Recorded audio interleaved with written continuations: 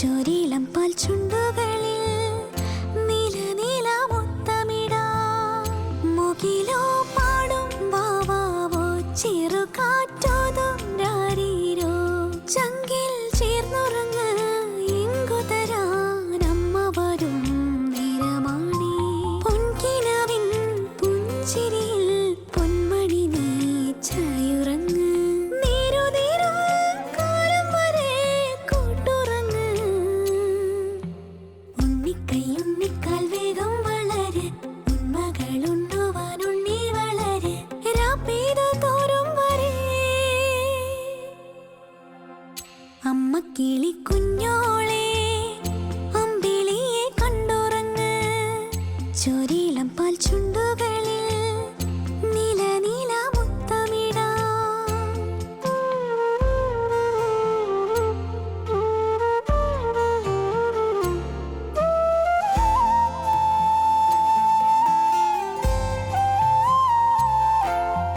പോയി മറയും കുളിരോർമകളാൽ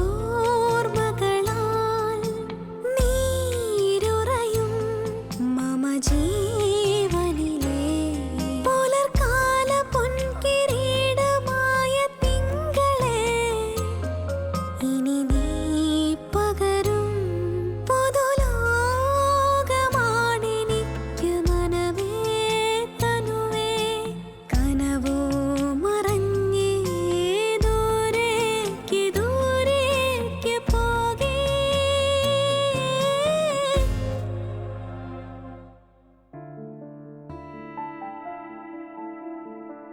ഞാൻ ഇനിയും കൂടുതൽ പറഞ്ഞ് ദീർഘിപ്പിക്കുന്നില്ല. ഇന്നത്തെ ദിവസം നിങ്ങളുടെ ആൻഡ്രൂ സാറിന്റെ ദിവസമാണ്. ഇത്രയും കാലത്തെ സുസ്ഥിരമായ സേവനത്തിന് ശേഷം വിട പറയുന്ന അദ്ദേഹത്തിന് ഇനിയുള്ള ജീവിതത്തിൽ കൂടുതൽ കർമ്മനിരതനാവാൻ കഴിയട്ടെ എന്ന് ഞാൻ ആശംസിക്കുന്നു. ജയ് ഹിന്ദ്.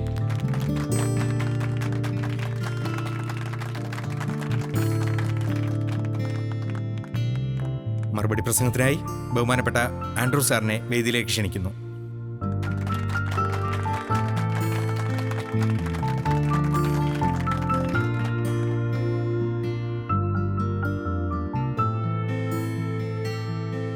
എൻ്റെ പ്രിയപ്പെട്ട സഹോദരങ്ങളെ, കഴിഞ്ഞ 32 കൊല്ലമായി കേരളത്തിലെ പല ജയിലുകളിലായിരുന്നു എൻ്റെ ജീവിതം. ജയിൽ ക്വാർട്ടേഴ്സുകളിൽ താമസിക്കാൻ വീട്ടുകാർക്ക് താല്പര്യമില്ലാത്തതുകൊണ്ട് ഞാൻ ജയിൽ ക്വാർട്ടേഴ്സുകളിൽ ഒറ്റയ്ക്കായിരുന്നു. അതുകൊണ്ട് തന്നെ ക്വാർട്ടേഴ്സുകൾക്ക് പകരം ഉറങ്ങിയിരുന്നതും ജയിലുകളിൽ തന്നെ. ജീവപര്യന്തം തടവിന് വിധിക്കപ്പെട്ടൊരു ഭർത്താവിനെയാണ് എനിക്ക് കിട്ടിയതെന്ന് എൻ്റെ ഭാര്യ പലപ്പോഴും പറയും. ഇത്രയും കാലത്തെ ജീവിതത്തിനിടയിൽ പലതരത്തിലുള്ള ആളുകളെ ഞാൻ കണ്ടിട്ടുണ്ട്. ഭാഗ്യദോഷം കൊണ്ട് ജയിലിലായവർ, നിരപരാധികളായിരുന്നിട്ടും ശിക്ഷിക്കപ്പെട്ടവർ, മനസ്സിൽ ഒരിക്കൽ പോലും പശ്ചാത്തപിക്കാത്ത കൊടും ക്രിമിനലുകൾ, ക്രിമിനലുകളെക്കാൾ കൊടിയ മനസ്സുള്ള രാഷ്ട്രീയക്കാർ, മോഷ്ടാക്കൾ, അങ്ങനെ പല തരക്കാർ. പലരും സാഹചര്യം കൊണ്ടും വൈകാരികമായ എടുത്തുചാട്ടം കൊണ്ടുമൊക്കെ തെറ്റിൽ ചെന്ന് പെട്ടവരാണ്. ചിലരൊക്കെ കുറ്റകൃത്യം ശീലമാക്കി കൃത്യമായ ഇടവേളകളിൽ ജയിലിൽ നിന്നിറങ്ങി തിരിച്ച് ജയിലിലേക്ക് വരുന്നവർ. ഏത് തരത്തിലുള്ള ആളുകളായാലും ഒരു ജയിൽ ഉദ്യോഗസ്ഥന് ഒരേ രീതിയിലേ അവരെ കാണാൻ കഴിയും. സമൂഹത്തിൽ നിന്നും നിയമം മൂലം മാനസിക പരിവർത്തനത്തിനായി മാറ്റി നിർത്തപ്പെട്ടവരാണവർ.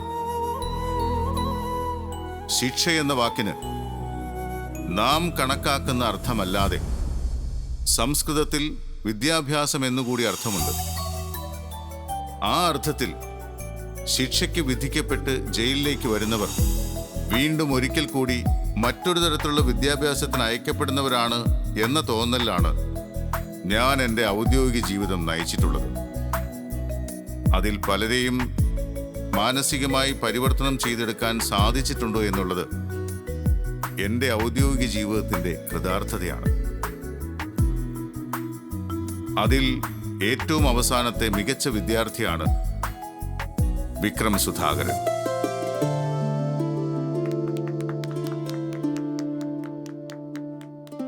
തന്റെ വിധിയെ സ്വയം പഴിച്ചും നിരാശപ്പെട്ടും ജീവിതം തള്ളി നീക്കി വലിയ ഡിപ്രഷനിലേക്ക് പോകുന്നതിന് പകരം ആ ജീവിതത്തെ സർഗാത്മകമായി വിനിയോഗിക്കാൻ വിക്രമിന് കഴിഞ്ഞു. കഴിഞ്ഞ 5 വർഷത്തിനിടയിൽ വിക്രം സ്വയം പുതുക്കിപ്പണിതു. പൊളിറ്റിക്കൽ സയൻസിൽ ബിരുദാനന്തര ബിരുദം കരസ്ഥമാക്കി. ഇനിയും ഒരുപാട് ഉയരങ്ങൾ വിക്രമിനെ കാത്തിരിക്കുന്നുണ്ട്. ശിക്ഷ കഴിഞ്ഞ് പുറത്തിറങ്ങുന്നതോടെ വിക്രമിന് ഒരു പുതിയ ജീവിതമുണ്ടാകുമെന്ന് നമുക്ക് നിസ്സംശയം പറയാം. നിങ്ങളുടെ എല്ലാം അനുവാദത്തോടെ വിക്രം സുധാകരനെ ഞാൻ ഈ വേദിയിലേക്ക് ക്ഷണിക്കുന്നു.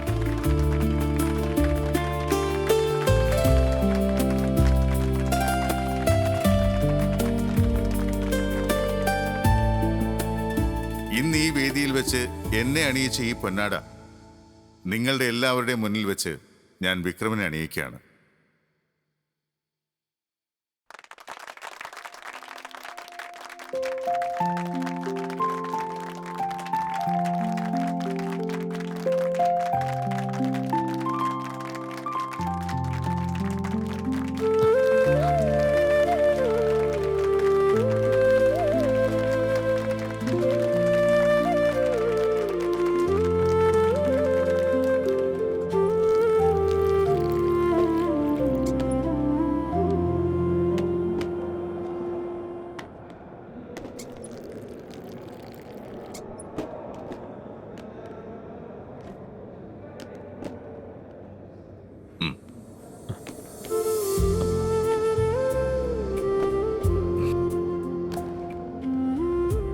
എന്താടോ ഒരു വിഷമം പോലെ?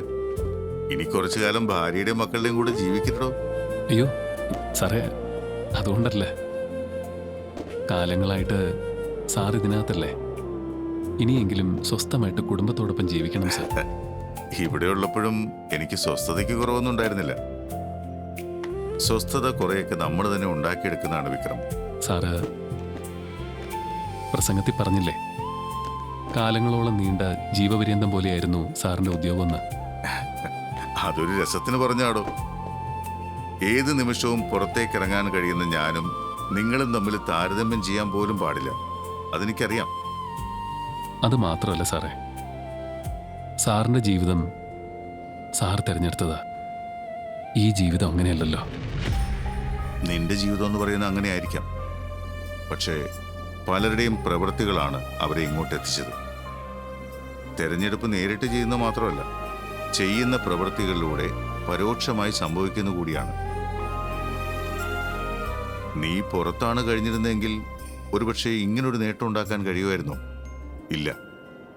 അതാണ് പറഞ്ഞത്, എല്ലാ കാര്യങ്ങൾക്കും ഗുണപരമായ ഒരു വശം കൂടിയുണ്ട്. നമ്മളത് കണ്ടെത്തണമെന്ന് മാത്രം. നീ അത് കണ്ടെത്തി. അതിനെ അവസാനിപ്പിക്കാതെ തുടരണം. മനസ്സ് വല്ലാതെ തളരുന്ന നേരത്ത് ഓടി വന്നിങ്ങനെ നിൽക്കാൻ എനിക്ക് ഒരാളില്ലാതെ പോവും. ആ വിഷമമേ ഉള്ളൂ. ഹേയ്, ഇനി അങ്ങനെ ചെന്ന് നിൽക്കാനുള്ളത് സ്വന്തം മനസാക്ഷിയുടെ മുന്നിൽ തന്നെയാണ്. അതിനു വേണ്ട വിവേകവും പക്വതയും നിനക്കിപ്പോ ഉണ്ട്. ഇപ്പൊ നീ നേടിയത് ഒരു ഡിഗ്രി സർട്ടിഫിക്കറ്റ് മാത്രമല്ല, ജീവിതം കൂടുതൽ തെളിച്ചമുള്ളതാക്കാൻ സഹായിക്കുന്ന വെളിച്ചത്തിന്റെ സർട്ടിഫിക്കറ്റാണ്. ഒരിക്കലും ആ തിരിയിനെ അണയാൻ പോകുന്നില്ല. ധൈര്യമായിരിക്കും.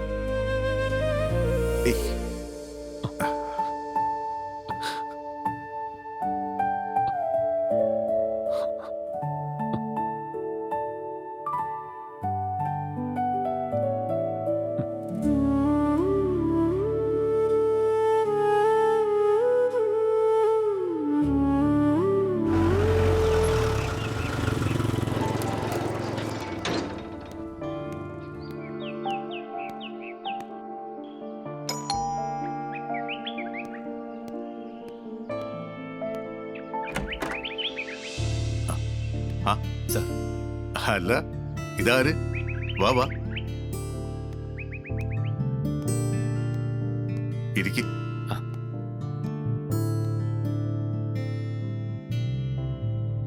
നരേന്ദ്രനോട് ഡിവൈഎസ്പി ആയി ചാർജ് എടുത്ത് പോലും അറിഞ്ഞിരുന്നു. ഒരു കേസിന്റെ കാര്യത്തിന് വന്ന് സംസാരിക്കണമെന്നും കരുതിയതാ. പക്ഷേ കഴിഞ്ഞ ആഴ്ച മുഴുവനും യാത്രയും മറ്റുമായി തിരക്കായിപ്പോയി. ഞാനും സാറിനെ വന്ന് കാണണമെന്ന് കരുതിയായിരുന്നു.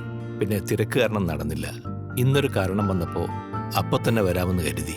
ആ ബൈ ദ വേ, ചായ വേണമെങ്കിൽ ഞാൻ തന്നെ ഇടണം. വൈഫ് ഇവിടെ ഇല്ല. വേണ്ട സാർ, വൈഫ് എവിടെ പോയി? അവൾ അമ്മയുടെ കൂടെ ചെന്നൈയിലാ. നരേന്ദ്രൻ എന്താ അടിയന്തരമായി പറയാനുണ്ടെന്ന് പറഞ്ഞത്? കുറച്ച് നാളായിട്ട് ചാലക്കുടി കേന്ദ്രീകരിച്ച് നടക്കുന്ന ഒരു സ്കാമിന്റെ പിറകിലായിരുന്നു ഞാൻ. വീടില്ലാത്ത വളരെ പാവങ്ങളായിട്ടുള്ള ആളുകളില്ലേ, അവരെ കേന്ദ്രീകരിച്ച് കിടന്ന ഒരു തട്ടിപ്പാണ്. ചാലക്കുടി കേന്ദ്രീകരിച്ച് ഒരു ഹൗസിംഗ് ഫിനാൻസ് കോർപ്പറേഷൻ രജിസ്റ്റർ ചെയ്തായിരുന്നു തട്ടിപ്പ്. 2-3 സെന്റ് സ്ഥലം സ്വന്തമായിട്ടുള്ള ആളുകൾക്ക് 10-15 ലക്ഷം രൂപ മുടക്കി ഈ കമ്പനി വീട് വെച്ച് നൽകും. 40% തുക അവർക്ക് നൽകണം.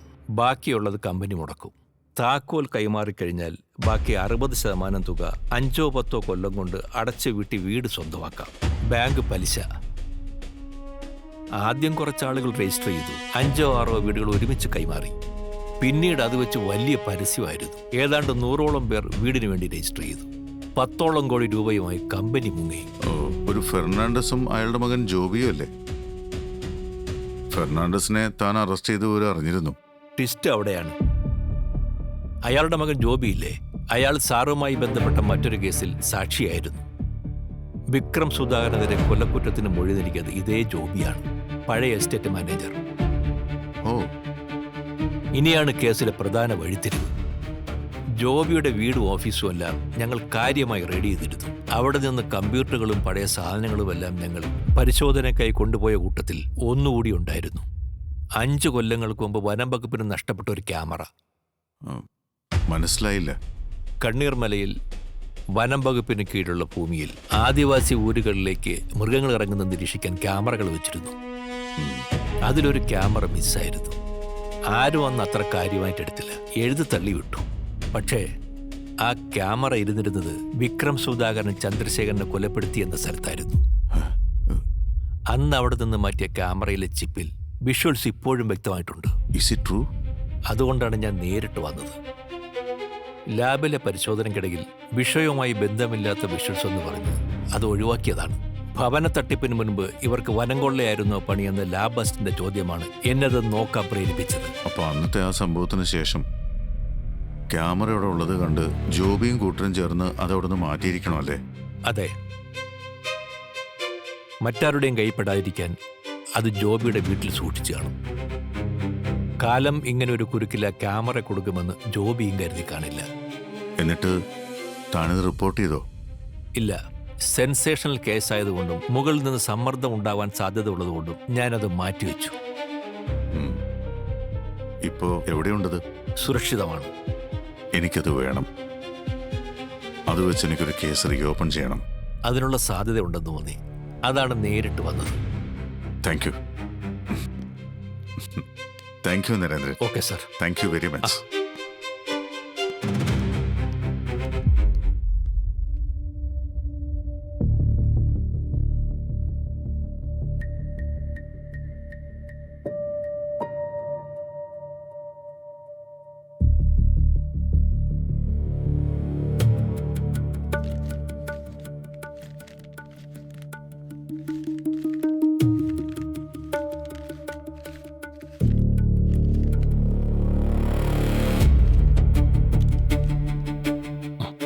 എന്തായത്? ഹൈക്കോടതിയിൽ ഒരു റിവിഷൻ പെറ്റീഷൻ ചെയ്യാൻ പോവാ. എന്തിന്? വിക്രത്തിന്റെ കേസ് വീണ്ടും വിചാരണയ്ക്കെടുക്കാൻ.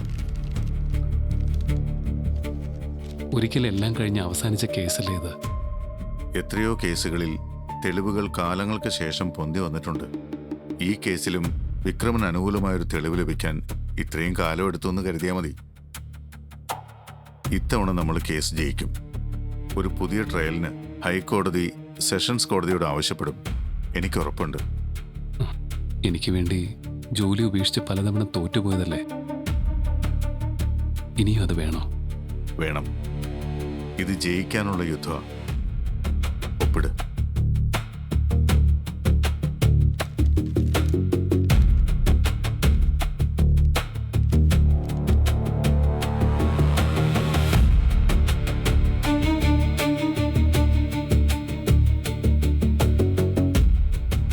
ഇത്രയും നാൾ അകത്ത് കിടന്നിട്ടും നീ തോറ്റുപോയോ? ഇല്ലല്ലോ.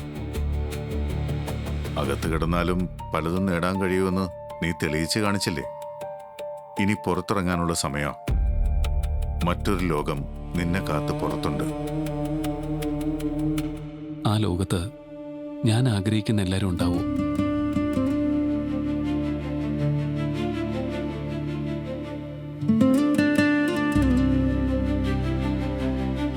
ഈ കാലം മുഴുവൻ ഞാനിവിടെ ഉണ്ടെന്ന് നിങ്ങൾക്കറിയാമായിരുന്നു. പക്ഷേ അവൾ എവിടെ ഉണ്ടെന്ന് നിങ്ങൾക്ക് ആർക്കെങ്കിലും കണ്ടെത്താനായോ?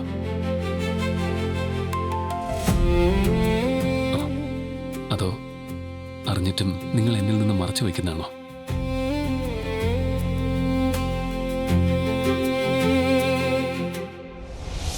പറയുകയാണെങ്കിൽ ഒരുപാട് പറയണോ അച്ഛാ? ഞാൻ എന്ത് പറഞ്ഞാലും അച്ഛന് തൃപ്തിയാവില്ല. ഒരു 100 ചോദ്യങ്ങൾ അച്ഛന് അതിനെപ്പറ്റി ചോദിക്കാനുണ്ടാവും. ഇപ്പോഴത്തെ അവസ്ഥയിൽ എല്ലാത്തിനും ഉത്തരം പറയാൻ എനിക്കാവില്ല. എന്ന് വെച്ചാൽ ഒരിക്കൽ ഞാൻ വിശദമാക്കാം. ആ, അച്ഛനിരിക്കും. അച്ഛൻ എന്താ ഒന്നും പറയാത്ത? വേദ എവിടെയാ? അറിയില്ല. ഇത്രയും കാലം അവൾ എന്നെ തേടി വന്നിട്ടില്ല. പക്ഷേ നീ പുറത്തിറങ്ങിയെന്നറിഞ്ഞാൽ അവൾ വരാതിരിക്കില്ല, ഉറപ്പ്.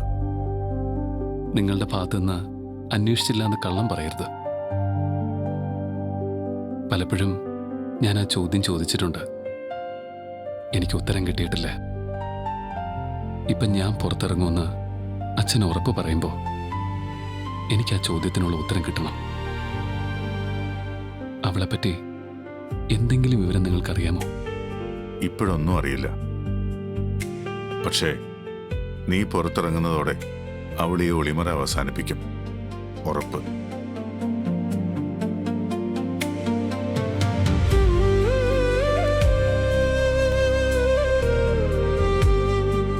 വരട്ടെ.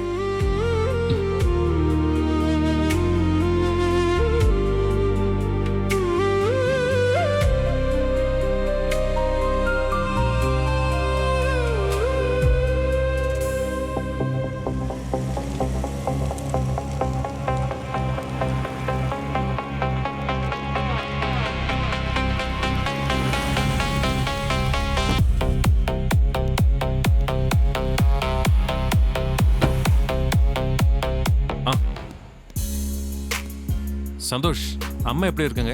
டிஸ்சார்ஜ் பண்ணி வீட்டுக்கு கூட்டிட்டு வந்தாச்சு சார். இப்போ பரவாயில்ல. ஏதாவது தேவைன்னா கேட்க மறக்காதுங்க. Yes sir.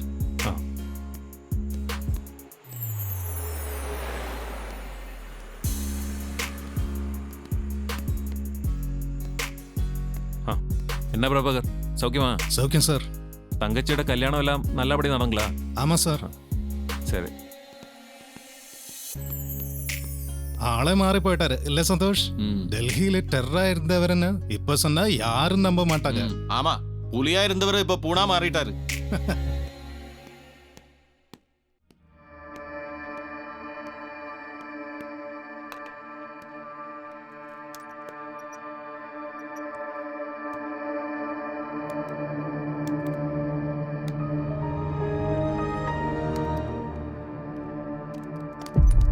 May I come in, sir? Mathew, പടോ. ഇരിക്കും. സർ, അവര് വന്നിട്ടുണ്ട്. കതിരേശനും ശരവണനും. വരാൻ പറയൂ. ശരി സർ.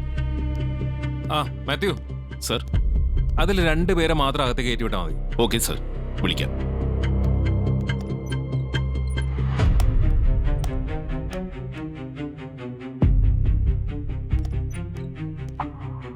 കതിരേശനും ശരവണനും മാത്രം. ശരി സർ.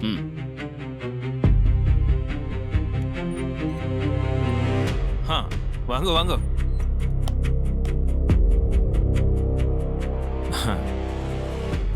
உட்காரு சார். உட்காருங்க சார். என்னய்யா இன்னும் பிரச்சனை பண்ணிட்டே இருக்கேன்னு பிளான் பண்றியா?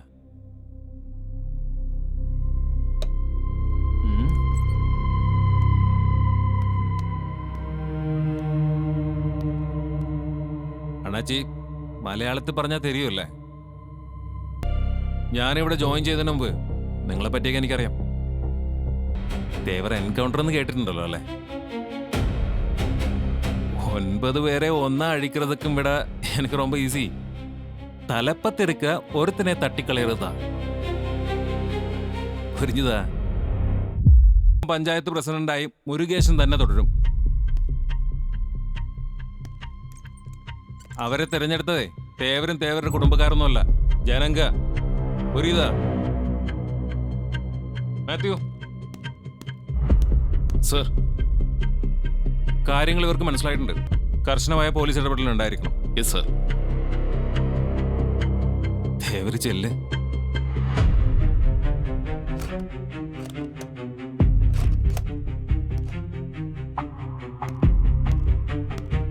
സർ, ഇപ്പൊ ഒരു വിവരം കിട്ടിയിട്ടുണ്ട്.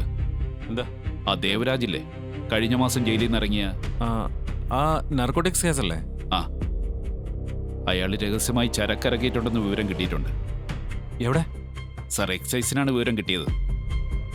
റെയ്ഡിനുള്ള അനുമതി തേടി അവർ ഡെപ്യൂട്ടി കളക്ടർ സമീപിച്ചു.